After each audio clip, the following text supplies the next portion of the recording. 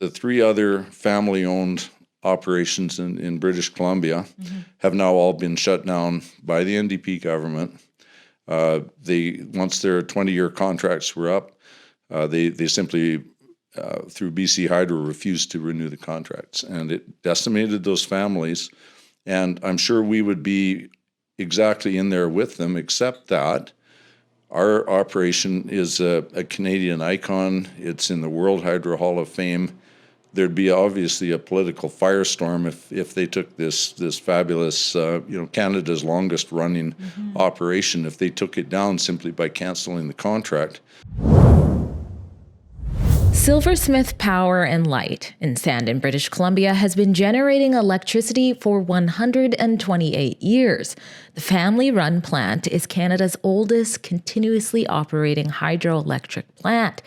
It's survived threats of floods and fires in the area and even the collapse of an entire mining town. But you know what it looks like it might not survive?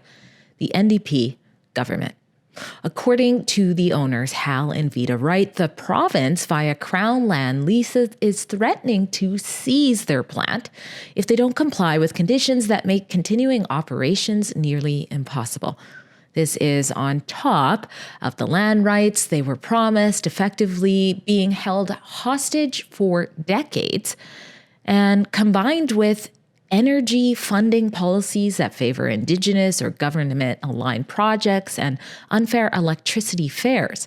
It's no wonder other family-run plants like theirs have gone out of business, while BC Hydro appears to be a strengthening monopoly. I'm Drea Humphrey with Rebel News, and I've traveled down to see this national Nikola Tesla treasure in Sandon, BC, which, by the way, is on the same property as a charming museum. I really enjoyed my time here, and hopefully others will be able to do the same for a long time to come. Here is Hal and Vida's story. You're about to step back in time as you enter the door here. The plant here was commissioned on April 5th of 1897. It is Canada's longest continuously operating hydroelectric plant. Think about 128 years, 24 hours every day, and has produced reliable, high-quality power throughout that time, and would hopefully do so many years in the future. Thank you for having Rebel News on this beautiful property. It has so much history, Canadian history. I even hopped on to an electric bus that used to run in Vancouver many years ago. I didn't even know there used to be electric buses. This is such a really great place, but what brought me here is a story of government overreach, in particular your energy plant. And I think it's an important story that our viewers are going to want to hear about. But first, why don't you tell us why your family decided to get into the energy business? Well, our family were involved in the mining industry here, and I've been involved in the power production at this plant for half a century. When the mining ended, the plant was expected to be shut down and dismantled, which would have been a tragedy. It's an international monument, and it's in the World Hydro Hall of Fame for many good reasons, and one of Canada's most respected and longest-running plants. So we wanted to, at that point, find a future purpose for this plant, which aligned with the political picture at the time. The federal government wanted to encourage private investment in power generation, and this was just a perfect situation. We were 10 miles from the grid, but that was doable. And so we spent several $1 million ensuring that this power plant was up and fit and ready to go on for another century into the producing power for the British Columbia grid. Mm-hmm. But what we didn't know was that the provinces and the federal government didn't collaborate for very long, and they ended up in a spat over this sort of thing. BC pulled out of the whole green electricity picture. And even though we were the first certified and federally certified green producer, hydroelectric producer in Canada, that was in 1999, and we have still never been able to sell supposedly green electricity. Mm-hmm. Now, if we were in Alberta, that wouldn't be a problem, and we would certainly be bringing in wholesale revenue of probably 4 times what we do here in British Columbia. But we're in a jurisdiction that is controlled by a monopoly, and not only is it a monopoly, it's a government-owned and government-controlled monopoly, and they don't want any other players in the game. And so we have been stranded here, and we're getting, instead of on the high end of the wholesale scale, which we were promised in the beginning, because we produce the cleanest and highest quality electricity of anywhere in the country, but we get the lowest rates. So to illustrate that, this month, 2.7 cents a kilowatt hour is the price that we're receiving for that beautiful, clean, fabulous electricity. Whereas in British Columbia, where solar makes little sense, they're being offered 10 cents, basically, 9.9 cents a kilowatt hour, 5 times almost what we make for the best quality power. Now, how does that work? Well, we're in a jurisdiction that regulates retail prices, but there's no regulation whatsoever on wholesale. So it's whatever the market will bear and whatever they can get away with. So how is it that a government-owned entity that should be exemplary is basically raping us? So is that tethered to anything where you're getting this amount versus BC Hydro? Well, it's such a diabolical mess. So BC Hydro, if they don't want a transaction to be trackable, and when I say BC Hydro, I probably should be saying BC government. They don't want it to be trackable by the public. In other words, they don't want you to be able to do a freedom of information search on anything. So they will allow those transactions to go through a subsidiary company called PowerX. PowerX call themselves a power trader, and that's what the government would like you to believe. But it has some distinct relationships to a money launderer because they don't have to disclose anything. So if they tell us that the only place we can sell our power for 2 cents or 7 cents a kilowatt hour is through PowerX, we don't know who buys it. We don't know where it goes. We have no way of knowing. And so when we ask about fairness, now you would think that there would be a single offered price or maybe variables for power quality. No matter what, we should be on the top end of the score. But we can never know. So we don't know what it costs BC Hydro to produce hydroelectricity at their 31 different sites, and we have no idea what they pay other producers, other than we know that the deals are all in secret. They're typically done with a confidentiality clause. And how do you determine fairness on that? Well, the government should be determining fairness, not being the ones that create the oppression and the obscene profit that results from that. So the consumer pays 15 cents roughly, and this month we're getting 2.7 cents, and there have been months where they have paid us nothing. They've taken all our production and just said, sorry, it's not worth anything. Half a cent a kilowatt hour, frequently those kinds of prices over the last 20 years. So naturally, when we expected we would go to a bank with a reasonable flow of revenue that this was supposed to produce, and we're talking back in the 1990s now. So what in actual fact, we're getting a fraction of what we were promised. So we can't even talk to a bank about financing. And so the other 5 local hydroelectric generating plants that we wanted to build in our area here, they're just plans gathering dust in a filing cabinet because there's no potential of ever financing those.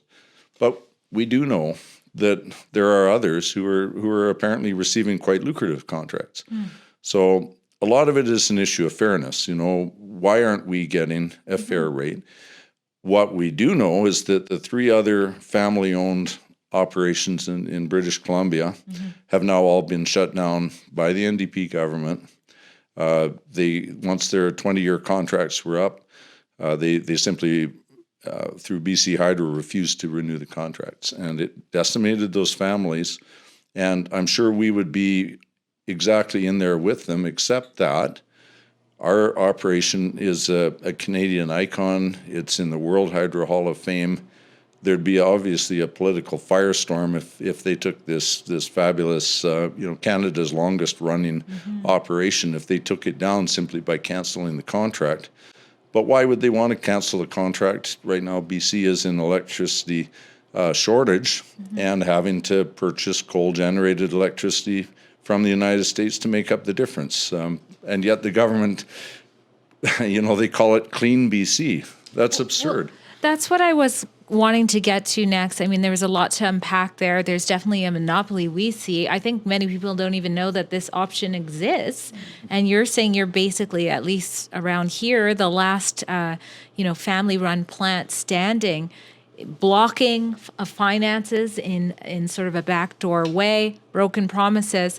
But let's talk about that. This is supposed to be a province, run by the Green NDP and the coalition together. And both of them are supposed to be pursuing, as we would think, clean energy. You're saying that's what you have. Explain why you say your energy is superb to that of what is being used. And what goes through your guys' head when you hear that narrative sort of going forth, but you go, Well, I can tell you right now, when I hear Clean BC, besides my first reaction, which is to vomit, I think about Hypocrisy BC is probably a more appropriate title. So we live in a province that has some of the very best hydroelectric potential in the world. And I'm not talking about big rivers and big dams. I'm talking about medium and smaller sized hydroelectric plants that don't require dams. At one time, there were numerous operations like that in this province.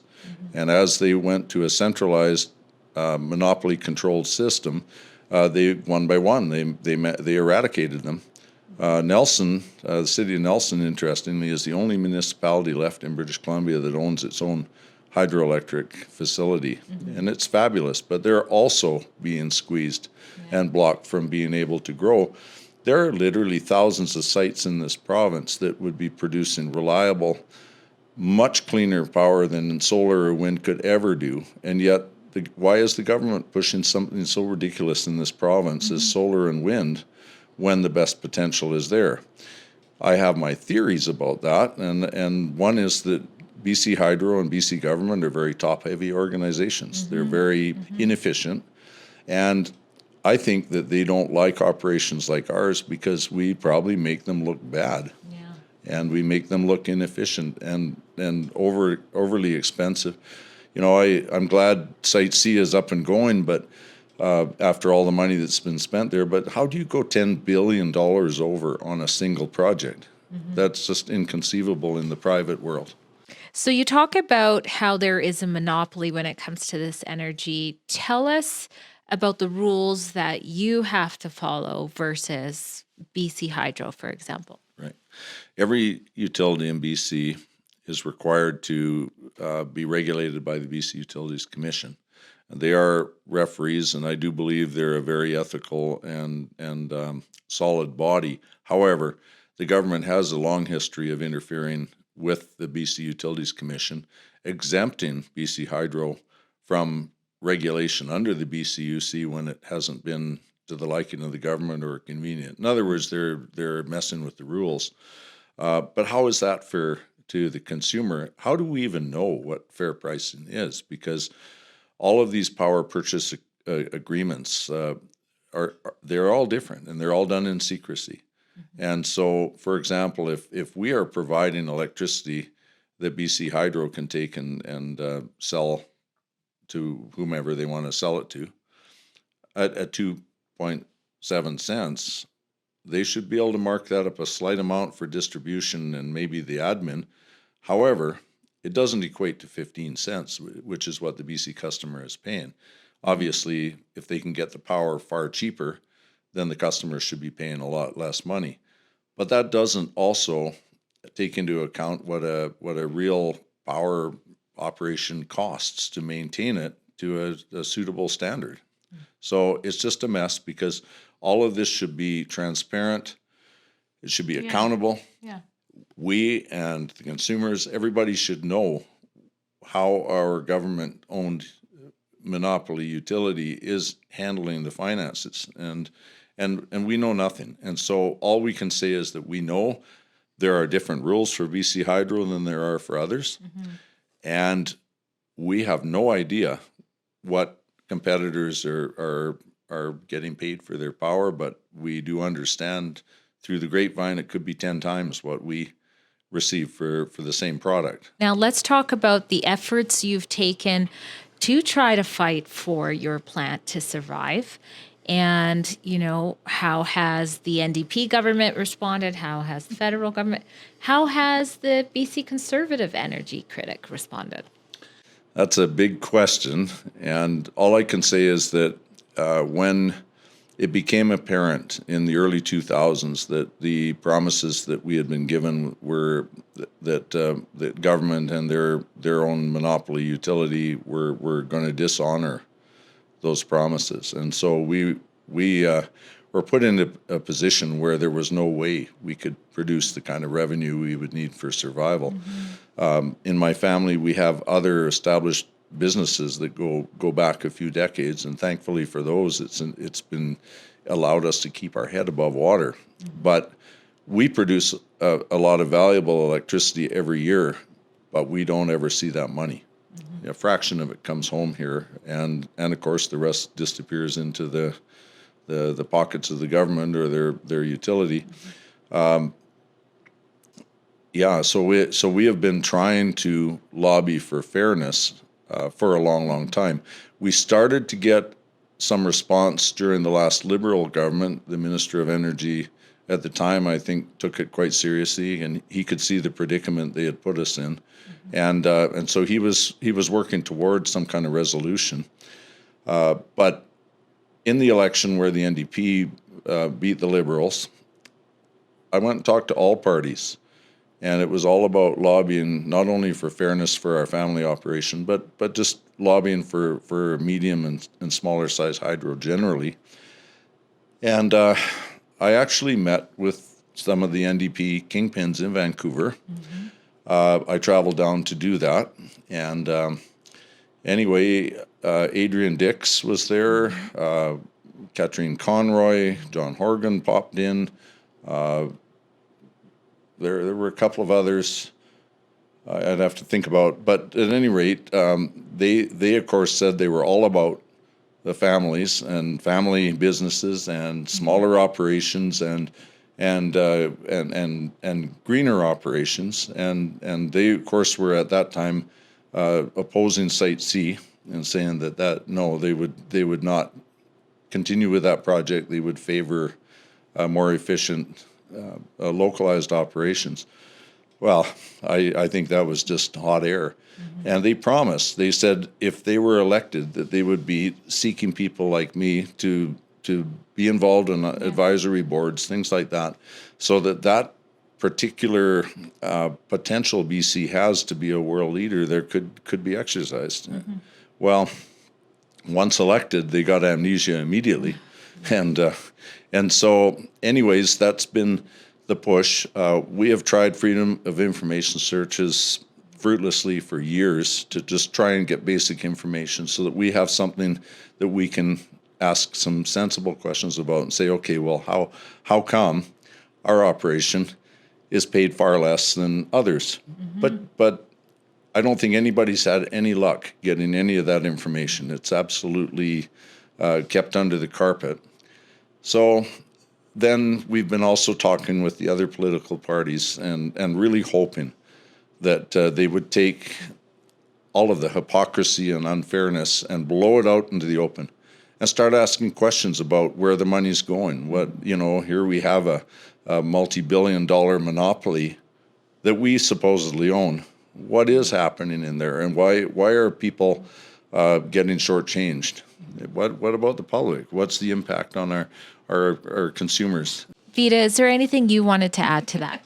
So when the NDP they won the election, the BC election back in 2017, we started lobbying and trying to get in contact with the Minister of Energy. At the time, it was Michelle Mangal. Zero luck whatsoever. We were told she thought we're not in her jurisdiction. She was the MLA for Nelson Creston at the time, which is just south of us. However, she was the Minister of Energy, and she would not even open the door to us. We tried to engage with her in different community events, trying to get her attention, and absolutely nothing. Every time since then, the Minister of Energy has changed hands so many times. We've actually lost count on who the Minister of Energy is today.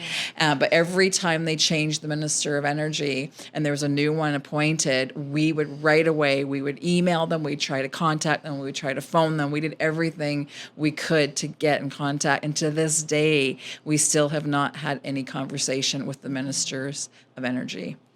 Nor have any of these people ever accepted our invitations to come to our operation and look at that, which is rather astounding considering that this is a landmark operation. It's Canada's longest running operation that if they keep going the way they're going, it may soon to be extinct along with some of the others. Well, I am so sorry to hear that. And I've gone ahead and linked our current energy ministers inside of the written article for this below. Keep me updated on your fight for this, because I know that British Columbians are expecting their government to be BC family business first, and that's not what's happening here. Hal and Vida are going to continue to fight to save their historic plant, get the land rights promised to them, and have fair treatment in the energy market. While their concerns seem to have fallen on deaf ears with both the NDP and BC Conservatives, Hal has informed me that since doing this interview, their local MP, Scott Anderson, with the Conservatives, has been taking the matter seriously and is looking into what his office can do, if anything, to help find a path to move forward. Drea Humphrey for Rebel News. At Rebel News, we bring you the other side of the story to what the mainstream media ignores or gets wrong. Often that includes government overreach like what you heard in today's story. If you appreciate the important gap in news that Rebel News fills, please consider being what makes it possible. Donate what you can at rebelnews.com/donate.